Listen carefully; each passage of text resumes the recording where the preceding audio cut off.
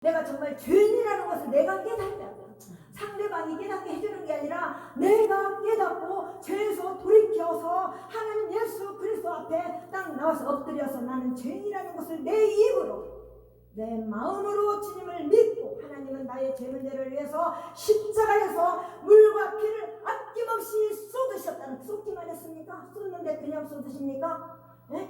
저는 너무너무 그 영화를 보면서 울었어요. 저는 그때는 예수를 안 믿어서 천주교 학교를 다녔는데 시험이 딱 끝나면 우리 권사님, 집사님 그 경험을 하셨는데요. 저희는 시험이 딱 한 달에 한 번씩 고사가 있잖아요. 원래고사, 중간고사가 있잖아요. 그러면은요 그때 영화를 보여줬어요. 그때만 유일하게 시험 끝나는 날. 근데 십기라는 영화를 처음 봤어요. 근데 그 예수님이 골고다 언덕길을 걸어가는데 십자가를 지고 가는데 얼마나 그 로마 군병들이 막 채찍으로 때리는데 막 척척 갈라지는 거예요. 피가 막 척척 그 갈시 멸류관을 씌워주는데 막 여기서부터 피가 쫙. 천주교 학교를 다녔으니까 조금은 알잖아요. 예수를 안 믿었어도 매 일주일에 한 번씩 교류의 시간이 있으니까 그러잖아요. 그걸 보면서 너무너무 울었어요. 저는. 그런데 나중에 예수를 믿고 보니까 그냥 와 닿는 거예요. 나는 정말 죄인입니다. 왜 죄인입니까? 나는 예수님을 부인했잖아요. 베드로가 예수님의 그 수제자라고 했던 그 베드로도 예수님을 자기가 막상 정말 어려움에 처하니까 죽기의 상황에 몰리니까 궁지에 몰리니까 예수님을 부인하잖아요. 예수님이 내가 십자가에 못 박히기 전에 네가 나를 3번 부인하리라 말씀했잖아요. 절대로 나는 그런 일이 없을 것입니다. 말도 했잖아요. 호언 장담하고 나는 그런 일이 없을 것이다. 다 그런다 할지라도 나는 주님을 따라간다라고 말씀했잖아요. 그런 베드로도 그랬는데 우리는 어떻게 했습니까? 그런데 저도 정말 깨닫게 된 거예요. 예수를 믿고 성경이 눈이 열려지기 시작하고 하나님께서 너무 무지하고 강팍하니까 돌아서도 옆에 자로 울어 할아버지 못하도록 하나님께서 깨닫게 하시는 거예요. 죄를 고백. 제가 처음에 침례를 받았는데요. 그 문답이 있잖아요. 세례, 요즘에 장로교에는 세례 문답이 있잖아요. 그러면 무조건 그냥 따라 살라고 그러잖아요. 세례만 막 주려고. 아닙니다. 내가 먼저 죄인이라는 것을 내 입으로 스스로 깨닫고 마음으로 믿어 하나님이 계시다는 것을 믿고 내 죄 문제를 해결하기 위해서 예수님을 이 땅에 독생자 예수 그리스도 이 땅에 보낸 사람의 모습으로. 왜 우리 인간이 너무너무 무지하니까 모르잖아요. 깨닫지를 못했잖아요. 그러니까 예수님을 이 땅에 사람의 모습으로 보내주신 겁니다. 그래서 사람과 더불어서 살게 하시고 모든 말씀은 다 비유를 들어서 예를 들어서 말씀해 주셨는데 우리가 다 알 수 있는 것들로 하나님께서는 비유의 말씀을 들어주셨습니다. 그래서 왜 그랬습니까? 우리에게 열매를 맺기 위해서, 많은 열매를 맺기 위해서 그냥 달랑 하나만 맺는 게 아니라 풍성한 열매를, 포도송이를 보세요. 상품 가치가 있는 주렁주렁 한번 생각을 해요. 나는 얼마나 열매를 맺고 있는가. 나는 정말 주님의 포도나무에 가지가 되어서 얼마나 열매를 맺고 있는가. 성령의 9가지 열매에 대해서 말씀해주고 있잖아요. 우리가 예수님의 제자라고 하고 예수님 하나님의 아들 자녀되는 권세를 받았다고 하면서 그 권세를 얼마나 누리고 삽니까 여러분들. 저는 이 말씀에 대해서 내 것으로 삼았어요. 그 어려움 속에서 우리 목사님 아까 잠깐 이야기를 하셨지만요, 사람이 보면은 이해가 안 될 정도로 여자 혼자의 몸으로 자녀 둘 하나님 앞에 내 것이 없으니까 예수님을 나의 주인으로 내가 모시고 나니까 나는 내 것이 아무것도 종은요 원래 소유가 없잖아요. 저도 과거에 우리 과수원을 많이 했다고 했잖아요. 그러니까 종들이 있었어요 그 시대에. 그런데 자기 소유가 없더라고. 1년 동안 뼈 빠지게 일하고, 예? 그래도 우리 아버지는 워낙 사람들은 되게 잘했으니까, 예? 그러니까는 그 종들이 열심히 일하고 1년에 한 번 세경을 받아가는 거예요. 그렇게 열심히 일했어도 소유가 없어요. 다 주인 거예요. 그것을 저는 이 농부의 자녀로 태어난 게 얼마나 감사한지 몰라요. 그러다 보니 내 것이 없는 거예요. 종이니까 우리는 다. 목사만 종이 아니라 저와 여러분들이 바로 하나님의 종이요. 아들임과 동시에 종이라는 거예요. 아멘. 할 말이 없는 거예요. 너 이렇게 하면 해야 되고. 그런데 농부이신 아버지는요, 그냥 포도나무를 심은 게 아니에요. 열매를 거두기 위해서 농부가 농사를 지을 때 씨앗을 뿌릴 때는 거둘 것을 얼만큼 거둘 것이라는 기대를 하고 심는 거잖아요. 기대하지 않고 내가 이렇게 심었는데 그냥 썩든지 말든지 그런 농부가 있습니까? 없잖아요. 그래서 우리 예수님께서 말씀하십니다. 내 아버지는, 하늘에 계시는 내 아버지는 농부고 나는 참 포도나무다. 그런데 너는 가지가 나무에 붙어있지 않고는요 열매를 맺을 수가 없어요. 제가 하나 더 말씀드릴게요. 아버지가 봄이 되면 가지치기를 한다고 했잖아요. 열매를 거두기 위해서, 좋은 상품을 거두기 위해서 가지치기를 합니다. 가지치기를 했는데요. 봄이 되면 그 가지치기해서 땅에 떨어져 있는 가지에서도 꽃은 피어요. 꽃은 피는데 열매가 맺히지 않아요. 결국에는 그냥 말라서, 피다가 말라서 그냥 져버리는 것입니다.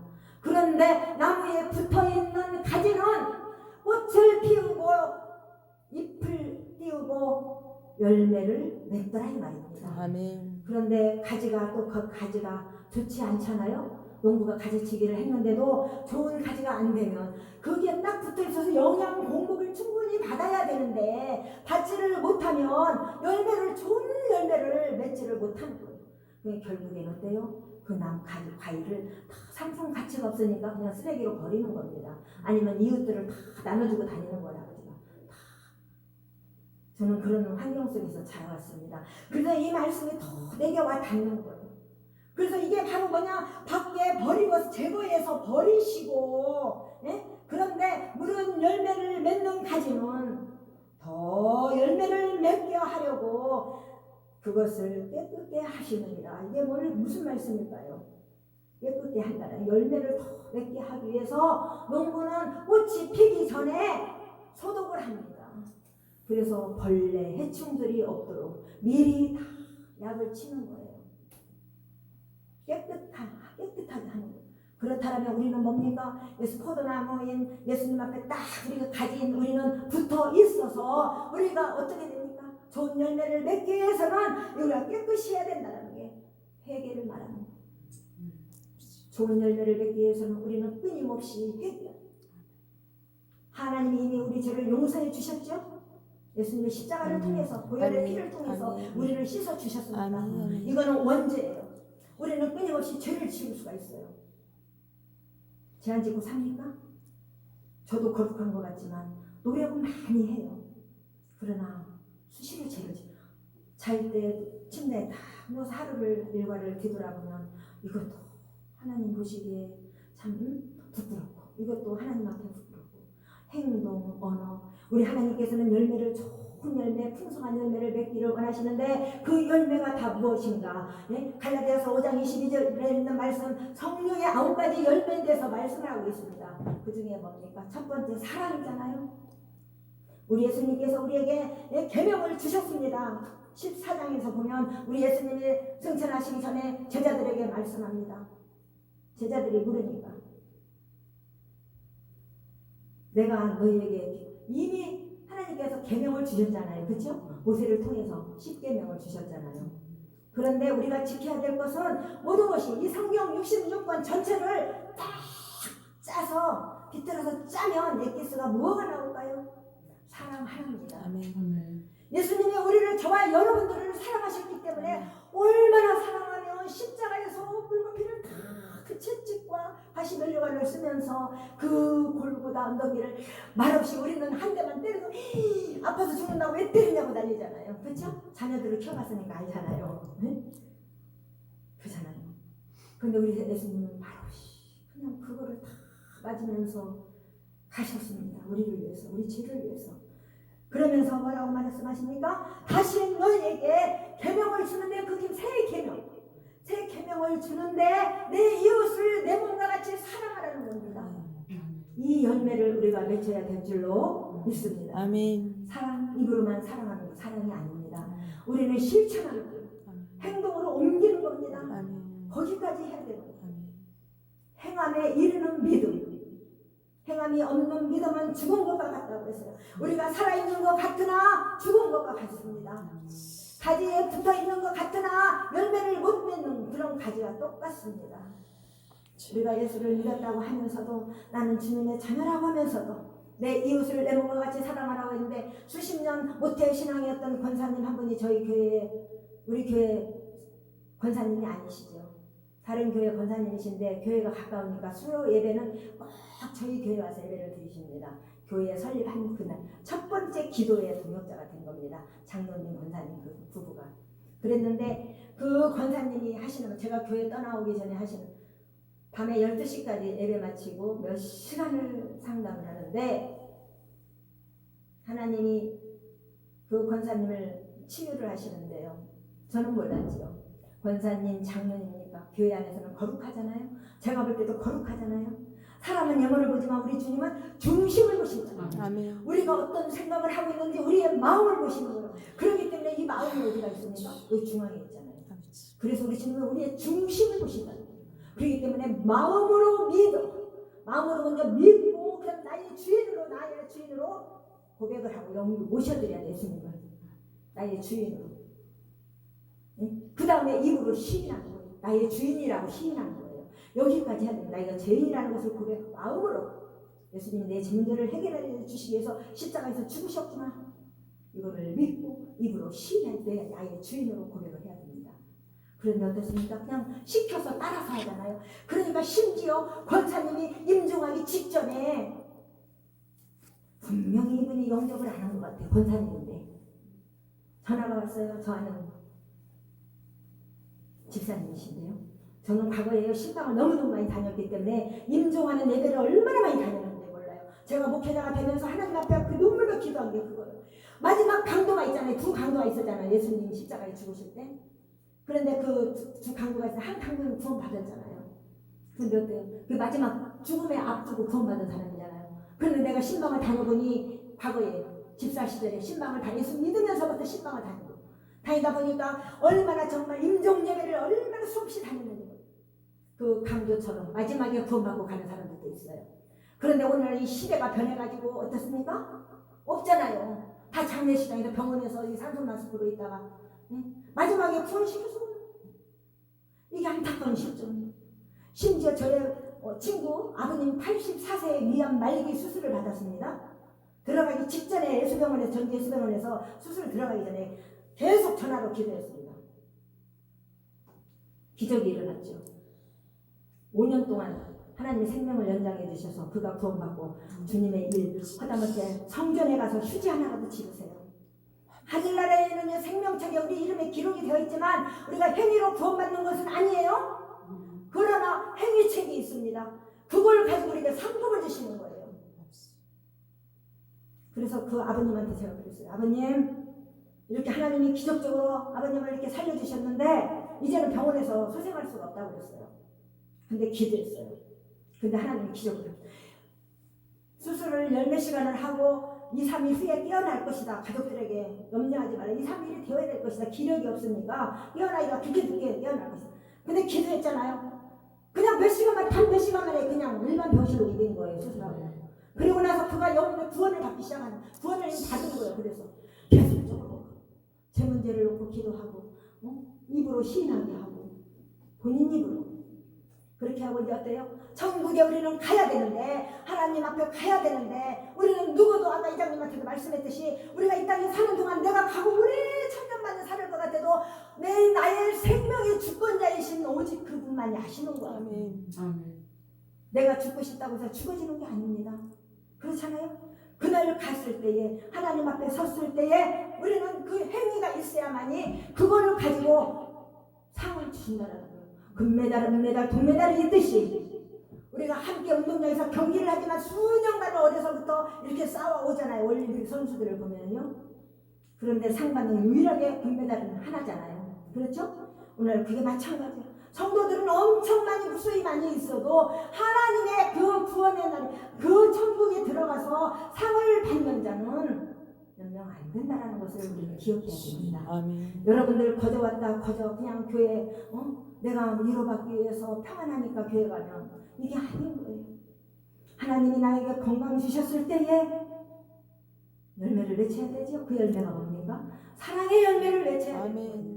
이 사람 이웃이 바로 무엇인가? 이웃집 아저씨 아줌마가 아니라 내 몸과 같이 사랑했잖아요. 사랑하라고 했잖아요. 이웃집 아저씨를 내 몸과 같이 사랑하면 됩니까? 안 되잖아요. 그렇죠? 이웃은 그런 이웃이 아닙니다. 내 몸에서 벗어난 사람, 그게 이웃인 겁니다. 그러니까 내 남편도 이웃이고 내 자녀들도 이웃인 거예요. 그들을 먼저 사랑이라는 겁니다. 내 몸과 같이, 네 몸과 같이, 네 몸, 네 자신을 아끼면서 네 이웃, 내 가장 가까운 이웃을 사랑하지 않으면 어떻게 되겠습니까? 우리 하나님은 그걸 원하시는 겁니다. 저와 여러분을 통해서 내 이웃을 네 몸과 같이 사랑하라, 이 세 계명을 주신다고 했어요. 이렇게 계명을 우리가 지키는 자라야 나를 사랑하는 자다. 아멘.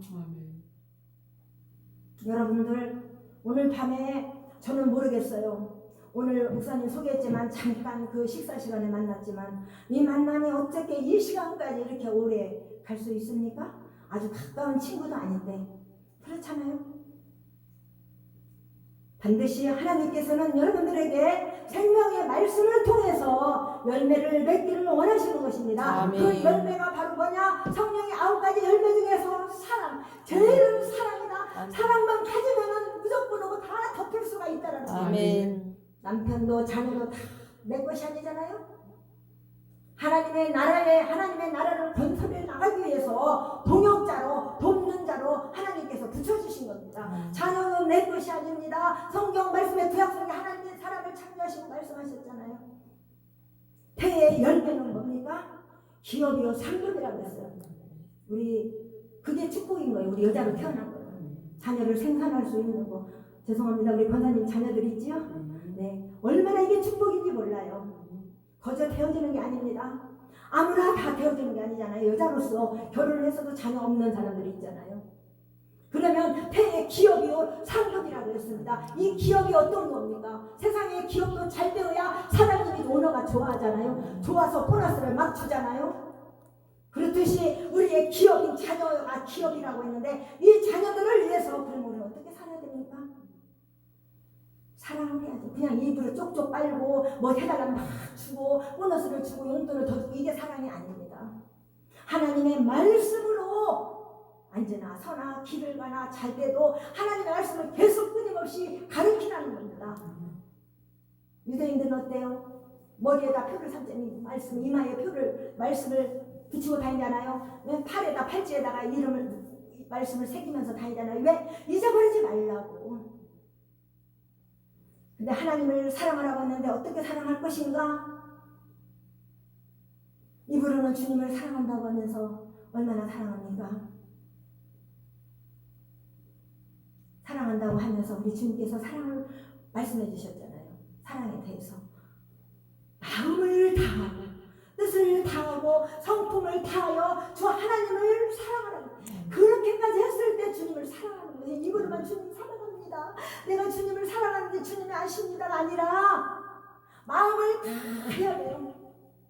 하나님의 뜻을, 그분의 뜻, 내 뜻이 아니라 하나님의 뜻을, 어떤 게 하나님의 뜻인가? 하나님의 이 사랑의 계명을 우리에게 주셨는데 이 계명을 잘 지키는 거, 그게 하나님의 뜻인 거예요. 이거를 하는데 정말 목숨까지도 다하면서 할 때에 내 계명을 지키는 자라야 나를 사랑하는 자라고. 14장 27절에서 말씀하고 있잖아요. 27절이 아니라 잠깐만 20절에서 말씀하고 있잖아요. 그렇습니다. 그랬듯이 우리는 정말 사랑을 해야 돼요. 진정한 사랑을 해야 됩니다. 그래서 내 자녀들이 기업이 잘 되어야 됩니다. 기업이 잘 돼야 되는 것은 그 자녀가 이 세상에 살면서 막 권세를 누리고 명예를 갖는 것이 아니라 그것도 중요합니다. 하나님의 영광이 드러내야 되니까. 근데 그 자녀들이 세상으로 빠져나가면 안 되잖아요. 하나님 보시기에 그들이 믿음을 잘 가져야 된다는 거예요. 그게 사랑인 거예요. 우리가 기업이 잘 되는 게. 그렇게 하면은요, 사랑을 공급하면은요, 그 자녀들이요 그대로 그 부모의 그 사랑을 받은 자들이 사랑을 또 줄 수가 있는 겁니다. 나눠줄 수가 있어요. 사랑을 받지 못한 사람들은요, 과거에 그렇잖아요. 우리 시대에 보면 사랑받지 못한 사람들은, 자녀들은, 부모 사랑을 받지 못한 자녀들은 다 이 성격이 좀 꼬이잖아요. 그렇잖아요. 사랑을 받은 자들은요, 사랑을 줄 줄 알아요. 그렇기 때문에 이렇게 사랑을 우리가 진실로 하는 자가 되어져서 하나님 앞에 정말 우리가 많은 열매를 맺어드리는 삶이 되어야 될 줄로 믿습니다. 그러기 위해서는 내가 사랑하지 못했고 정말 말로 입으로 양보해서 보면은 말에 대해서도 얼마나 말을 실수하지 말라 하지 말라. 말하기는 더디하고 듣기를 그렇잖아요. 듣기를 빨리 하라고 그러잖아요. 그런데 오늘날 우리 성도들은 우리 예수 믿는 사람은 말하기를 좋아하잖아요. 그래서 누가 말하면 그냥 먼저 그냥 자기가 다 제가 아사하게 말할 때도 많이 있잖아요. 그렇듯이 이 행함이 없는 믿음은 죽음 자체라고 말씀하신 열매 없는 나무는 제거해 버린다고 말씀하신 것입니다. 이 행함이 없는 믿음이 죽은 자는요 말이 없잖아요. 아무리 꼬지가 비틀어도요 움직임이 없어요. 저는 과거에 경험을 했거든요. 의사님들이 막 꼬지가 비틀어내도 몰랐어요. 나중에 내 코에 바람이 들어와서 깨어나고 보니 병원인 거예요. 열몇 시간 만에 그 다음날 깨어난 거예요. 예수를 몰랐을 때죠. 그러니까 말씀 그대로 다 믿어지는 거예요. 그러니까 엇나갈 수가 없는 거예요. 하나님은 살아계셔서 영원전부터 영원까지 세상은 변해도 천지는 변해도 나의 약속은 영원히 변치 않는다. 내가 너를 반드시 축복하리라. 내가 너를 들었으리라. 들었으는데 어떻게 습니까? 죄종으로 들었으는 게 아니라 하나님의 나라를 위해서 여러분들을 축복의 통로로 부르셔서 여러분들을 쓰시겠다는 아멘. 저와 여러분이 그렇게 되어야 됩니다. 그래서 오직 우리는 사람을 기쁘게 하는 게 아니라 목사를 기쁘게 하는 게 아니라 하나님을 기쁘게 하는 거예요. 하나님의 예수 그리스도가 나의 포도나무에 너희는 가지니까 딱 예수 그리스도만을 바라보고 하나님의 말씀만을 믿고 하나님의 말씀을 붙들고 살아가면 저절로 열매가 맺혀지는 겁니다. 내가 하고 싶다고 해서 되어지는 게 아니에요.